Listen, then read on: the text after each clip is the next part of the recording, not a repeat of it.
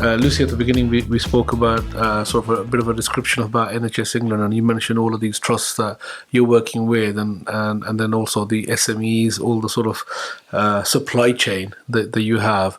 Let's touch a little bit about that, because obviously to get representation, to get understanding, to get sort of strategic alliances, partnerships, get everybody on the same page. That's not sometimes can be a very difficult task. It is a difficult task. Mm-hmm. Talk to us a little bit about some of the good practices out there, some of the best practice. How do all these trusts get together? And what's that sort of? How does that work? So that's a really good question, because when I first started in London, I just naively assumed that all the trusts would be connected, they'd all be talking to each other, they'd be sharing best practice. And this was 2017, and it wasn't happening. So I set up kind of London network meetings, and would get the apprentice leads together, and that was really the beginning of the journey. We then replicated that across the 7 regions so NHS England worked across 7 regions.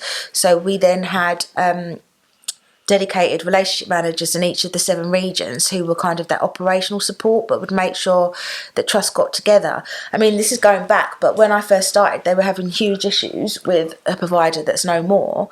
And I'd go to one trust and they were like, they're not seeing the learners, I can never get a response. And then I'd go to the next trust and they would be there signing up 100 new learners. And I was like, don't you guys talk to each other? So I think that's something that we've definitely done, is make sure that we do kind of speak to each other, share best practice, what's working, what's the challenges.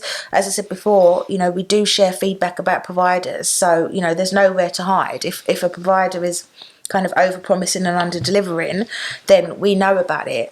And I think as well, we've had huge challenges in terms of Ofsted, and potentially when people are taken off the register, because we do have such big numbers, it's a really difficult place to try and find them new homes and new providers to pick them up.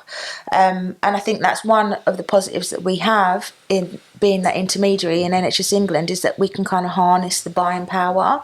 I would imagine it's much more challenging for smaller organisations that don't have that when things do go wrong. Canny Conversation Podcast Series 5 by Safaraz Ali.